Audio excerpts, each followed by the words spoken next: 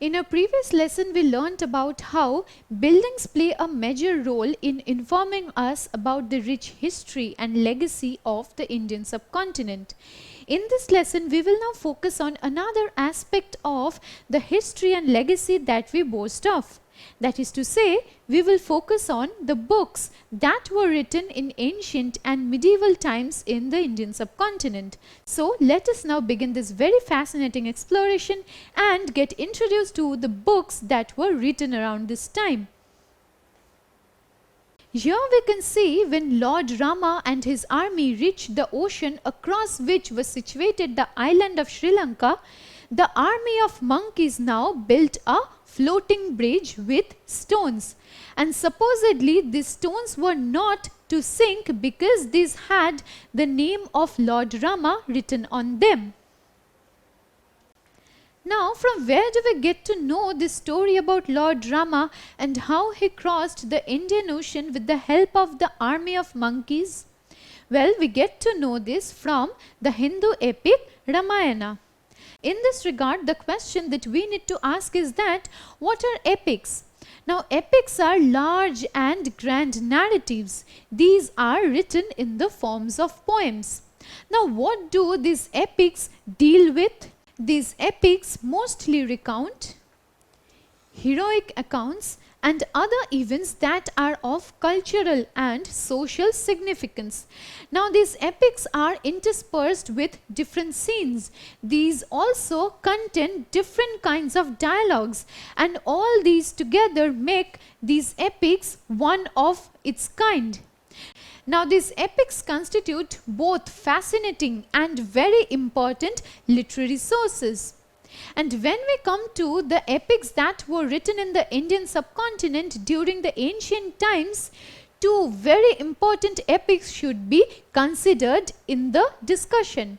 So, let us now devote our discussion to certain epics that were written in the subcontinent in the ancient times. We begin our discussion with the Ramayana. It is an ancient Sanskrit epic. Now, its authorship is credited to the sage Valmiki. Now, what does this ancient Sanskrit epic Ramayana tell us? This epic traces and records Lord Rama's quest to rescue his beloved wife Sita from the clutches of the 10-headed demon that was Ravana. And Lord Rama did this with the help of an army of monkeys. Now, this is the storyline of Ramayana. Now, when we talk about Ramayana, we have to take into account its cultural significance. This Ramayana depicts the quintessential battle between the good and the evil, between light and darkness. And needless to mention that at the end of this battle between Lord Rama and the demon Ravana, light and happiness prevailed. Now, when we talk about Ramayana, we have to also remember how it has played a very important role in shaping the history of the Indian subcontinent. This is because Ramayana has been told and retold in not just Sanskrit but various regional languages throughout the subcontinent. It found expression in various court dramas, dance dramas, puppet shows. Now, what we have to understand from this is that Ramayana played a major role in shaping the subcontinent's history, because these epics were not restricted to being epics alone. These epics also played a major role in the lives of people, because Ramayana tells us that in the battle between good and evil, good will obviously win, because this was also a battle between light and darkness. Now, this epic poem of Ramayana also finds expression in something known as the Ram Leela. This is performed in the autumn festival of Navratri. And through this performative aspect of the Ramayana, the people of the northern part of the Indian subcontinent walk their way through all darkness, through all evil to find light and happiness. So this can be considered the long-lasting and the very important and influential aspect of Ramayana. Now let us move on to another epic that's origin could also be traced to the ancient times. The epic that we will now talk about is the Mahabharata. To put it simply, the Mahabharata charts the dynastic struggle between the Kauravas on the one hand and the Pandavas on the other hand for the throne of Hastinapur. Now this is the crux of this epic poem. Now what we have to take into account is that Mahabharata is not restricted to being a dynastic struggle alone, because Mahabharata teaches us life lessons. Mahabharata shows us that how cousins within the same family could be embroiled in wars, how people who are considered close to us can also be fighting against us. Now the Mahabharata continues to be relevant in today's world for ways more than one. Firstly, the Mahabharata teaches us life lessons, as we just mentioned, and along with that, the Bhagavad Gita, which is a part of the Mahabharata, continues to inspire and influence us. Now the Bhagavad Gita is considered one of the most admired and influential philosophical and theological works in the entire world, because it is the Bhagavad Gita that also makes us aware of ourselves. Now in this sense, you can consider that the Bhagavad Gita is very individualistic. This is because the Bhagavad Gita tells us that it is what we do, not what the society influences us to do, not what the kings influence us to do. So we have to bear the consequences of the actions we do. Now the Mahabharata is also deeply rooted in theological thoughts. For this, you have to understand about the time period when the Mahabharata and the Bhagavad Gita were composed.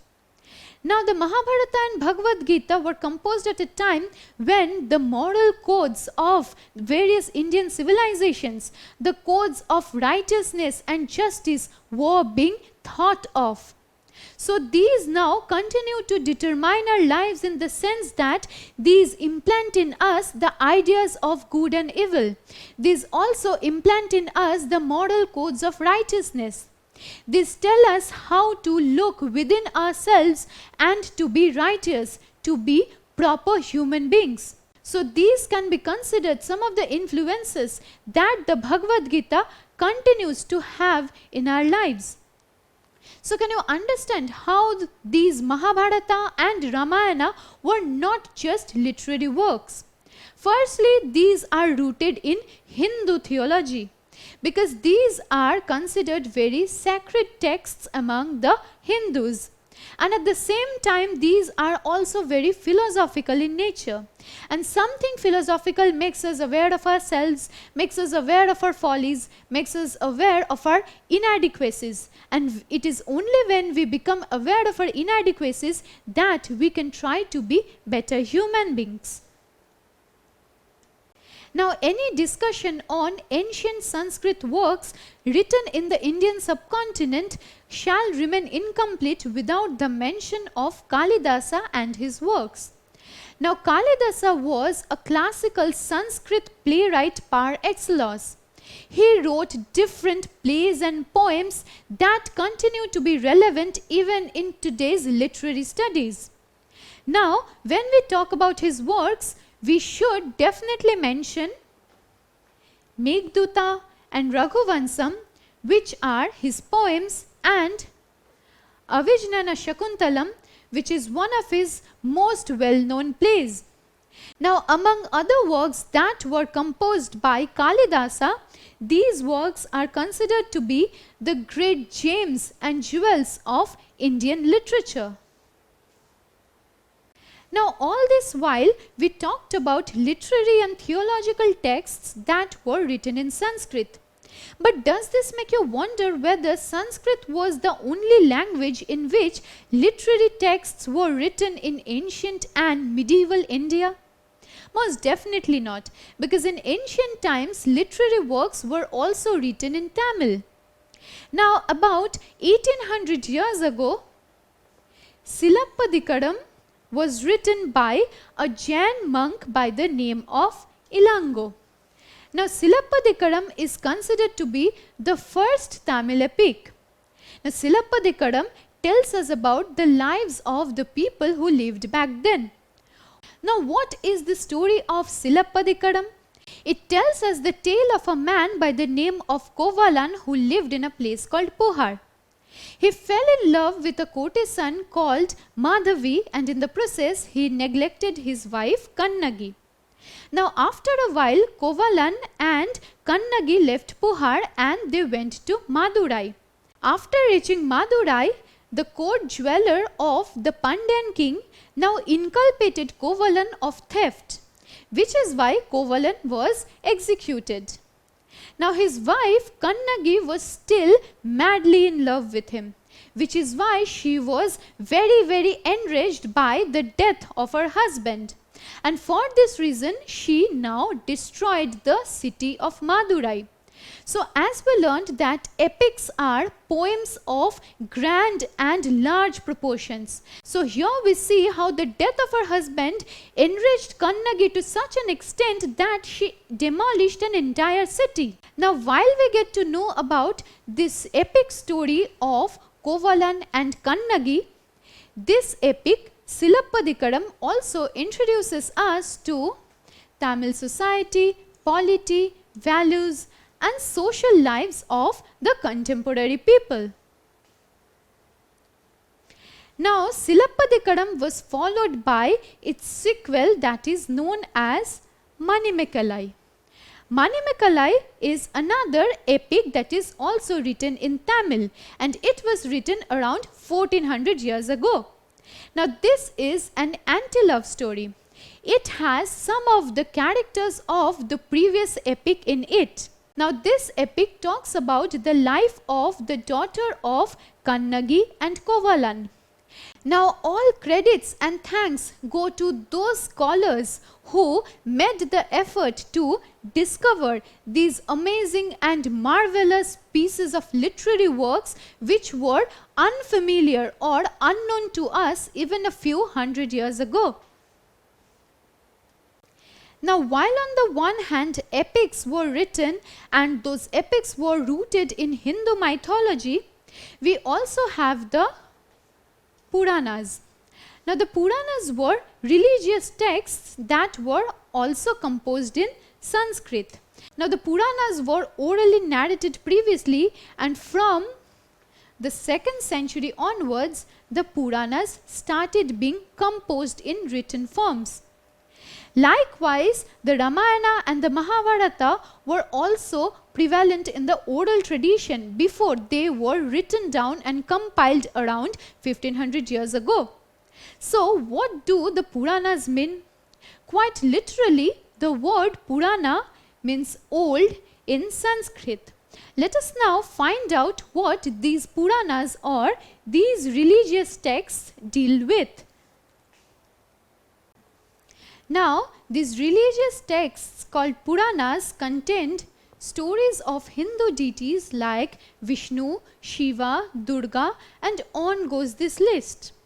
But when we talk about the history of the Puranas and how they are important in Hindu mythology, we need to take into account how the teachings of the Vedas were made accessible to the common people by the Puranas.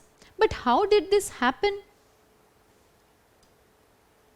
How did the teachings of the Vedas become accessible to the common people through the Puranas? Firstly, the Vedas were written in Sanskrit, which could not be understood by the common people who were mostly illiterate. Now, the Puranas were written in Sanskrit in a much simpler form. This is why the common masses could now understand the teachings and preachings of the Vedas from the Puranas. To understand why the Puranas are so important to us, we also have to take into account the traditional caste hierarchy. This caste hierarchy forbid the Shudras or the lower caste members from reading the teachings of the Vedas. So the Shudras also got to know about the teachings of the Vedas through the Puranas themselves. So from this we can understand how the Puranas were meant to make the religious teachings available to all the people. Now the Puranas were supposed to inculcate in the minds of the masses love, devotion and respect for the gods. And in all probability, these Puranas were read out and preached by the priests in ancient Hindu temples. Now, do you think that the scholars and the priests were the only people who had access to literary works? As in, they were the only people who could compose and read and preach these literary works? Most definitely not, because many ordinary people also wrote their own poems, songs, and they even performed their own plays. So the ordinary people also had their bodies of literary works. Now when we talk about the works that were made by the ordinary people, mention must definitely be made of the Panchatantra. Now what does this Panchatantra contain? For this we have to understand the meanings of the word Pancha and Tantra. Pancha in Sanskrit means 5 and Tantra means to weave. So these are 5 stories that are interwoven into the skein of one text. Now what kind of a text is this Panchatantra? This is a text that preaches us moral fables.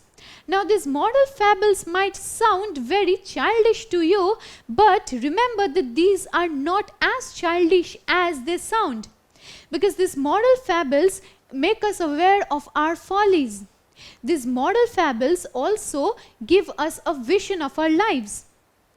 And it is only when we get the vision of our lives and the follies that we commit in our everyday lives, we can actually work towards making our lives richer and more meaningful.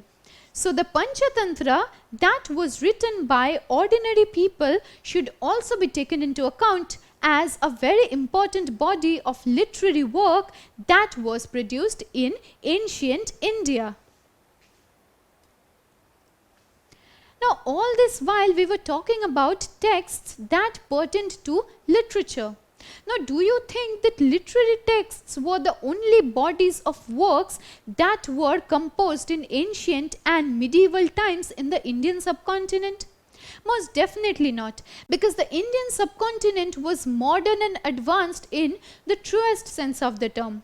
Different kinds of fields, be that science, be that medicine, be that religion, be that literature, were very developing and advancing during the ancient and the medieval times in the Indian subcontinent.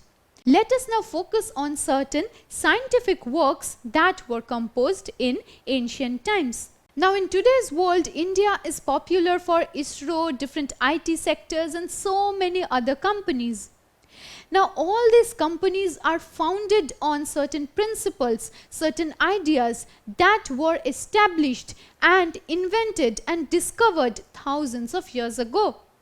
Now when we talk about the inventions and discoveries that were made many years ago in the field of science and mathematics, we should take into account Aryabhatta, who was a very renowned mathematician and astronomer in ancient India. Now I am sure that you have heard the name of Aryabhatta. His Sanskrit book by the name of Aryabhatiyam, that we get to know about the different concepts of mathematics and astronomy that he developed and invented in ancient times in the subcontinent. Now Aryabhatiyam is a compendium of mathematics and astronomy. This gives us a lot of information, different kinds of concepts and principles on which modern mathematics, modern astronomy are founded. Now, the mathematical aspects of Aryabhatiyam deal with arithmetic, algebra, trigonometry. Now, these are concepts that we are familiar in today's world. And in fact, these are lessons that you learn in your school. So can you imagine how these concepts, these ideas were thought of and how these ideas came into being thousands of years ago in the Indian subcontinent? Just a while ago, we learnt about the contributions of Aryabhatta in the field of mathematics. Let us now come to the field of astronomy. Aryabhatta was the first person to state that days and nights are caused due to the rotation of Earth on its own axis. Now, the rotation of Earth is a concept that you learn in your geography lessons today. And the foundation or the origin of this concept could also be traced to the ancient Indian mathematician and astronomer that was Aryabhatta. In fact, Aryabhatta also came up with scientific explanations as to why eclipses happen. Now, when we talk about the field of mathematics in ancient India, we should definitely talk about Brahmagupta. Now, in the 7th century CE, it was the ancient Indian mathematician Brahmagupta who defined zero and its operations for the first time. Zero continues to be the base of any kind of calculation that we do in today's world. Without zero, we cannot think of the number system because the number system that we generally consider starts with zero. Now, the use of zero and negative numbers were for the first time invented by Brahmagupta. Brahmagupta also invented a symbol for this digit called zero. So, can you understand how the ancient Indian subcontinent was so advanced? Because mathematics, astronomy were very advancing and developing in this time in the Indian subcontinent. Before proceeding with this lesson and learning more about the invention of zero, let me ask you a question. Who defined zero for the first time? Was it Aryabhatta, Kalidasa, Brahmagupta or Sattanar? Well, the correct answer is Brahmagupta. In the 7th century CE, it was the Indian mathematician Brahmagupta who defined the use of zero and its operations. Now, when we talk about the invention of zero in the Indian subcontinent in ancient times, we should also discuss about the Chaturbhuj temple in Gwalior. But how is a temple of any significance in this discussion on zero? This is because the Chaturbhuj temple contains the oldest recorded use of zero in the Indian subcontinent. Here you can see the Chaturbhuj temple and it contains zero or the oldest recorded use of zero in the Indian subcontinent. Now, archaeologists have understood that this use of zero in the Chaturbhuj temple might have been done around the 9th century CE. But then we come to another discovery that gives us even more interesting facts about the invention of zero in the Indian subcontinent. In this regard, we should now focus upon the Bakshali manuscript. The Bakshali manuscript could also be traced back to the 9th century and it also contains mentions of zeros. This Bakshali manuscript contains proper symbol for this digit called zero. But subsequently, through the process of carbon dating, archaeologists have found that this Bakshali manuscript might be even older. That is, the origin of this Bakshali manuscript could be traced to the 3rd or 4th century CE. Though the origin of the Bakshali manuscript is debatable now, the Bakshali manuscript might be the oldest recorded instance of the use of zero in the Indian subcontinent. So the Indian subcontinent can boast of a rich legacy and history in different kinds of way, be that in the fields of architectures, literature, and here we get to know about the invention of zero and the discovery of different mathematical concepts that also happened in this subcontinent in the ancient times. Let us now come to the field of medicine. Now medicine along with science and literature was also very developed in the Indian subcontinent in ancient times. Now the first written knowledge of the Indian system of medicine could be found in the Atharva Veda. Now the Atharva Veda deals with something that is known as the Ayurveda. The Ayurveda tells us about the use of certain kinds of herbs and other plants for the purpose of treatment and cure of human beings. Now while we talk about Ayurveda, we should definitely mention certain ancient Indian doctors. Now when we talk about doctors, we don't really think of Ayurveda in today's times. But mind you, in ancient times, Ayurveda was a very developed system of medicine in the Indian subcontinent. Now, Charaka and Sushruta were very famous practitioners of Ayurveda in ancient times. Charaka and Sushruta wrote their own medical treatises. The Sushruta Samhita was written by Sushruta and Charaka Samhita was written by Charaka. Now these contain a lot of information about Ayurveda and how it was practiced in ancient times. Now when we come to talking about Sushruta, we should definitely mention that he was a very renowned Ayurveda doctor in ancient times. But that was not the only cause for his renown, because he is one of the oldest or the first known surgeons in the entire world. In fact, Sushruta Samhita consists a lot of information on different kinds of surgical procedures that were written and that were performed by Sushruta in ancient times.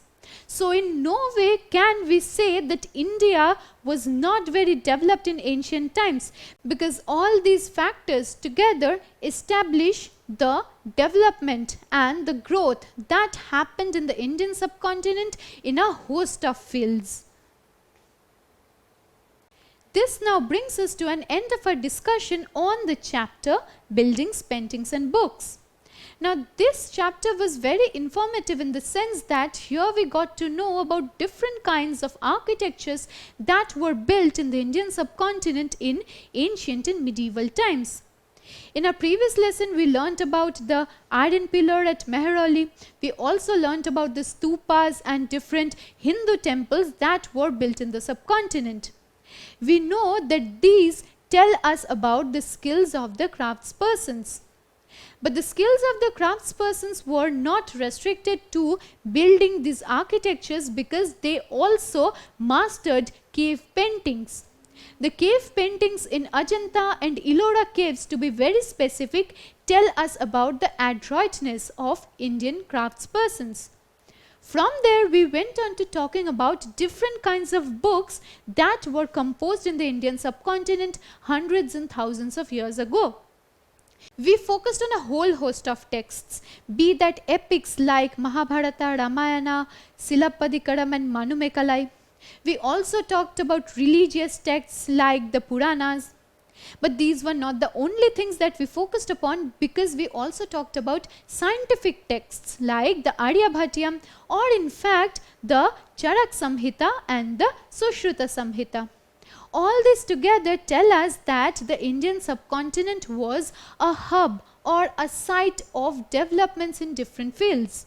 And these things also bear testimony to the rich legacy, the history, the heritage of the Indian subcontinent that the country still boasts of even today. All these factors together, like buildings, paintings and books, together contribute to the country's heritage, legacy, history that the entire world looks up to even today. Don't forget to subscribe to our channel and hit the bell icon. You can also register for free at deltastep.com or download the DeltaStep app to learn one-to-one with our amazing teachers or to get access to all our 5,000 plus amazing videos as per your school syllabus. Master each topic with our adaptive practice technology. Get million plus questions with step-by-step solutions and unlimited mock tests. Get all your doubts resolved instantly. Learn via games and win amazing prizes like PlayStations and iPads. So at DeltaStep, learning is not just fun and easy, it's rewarding too. So register for free now.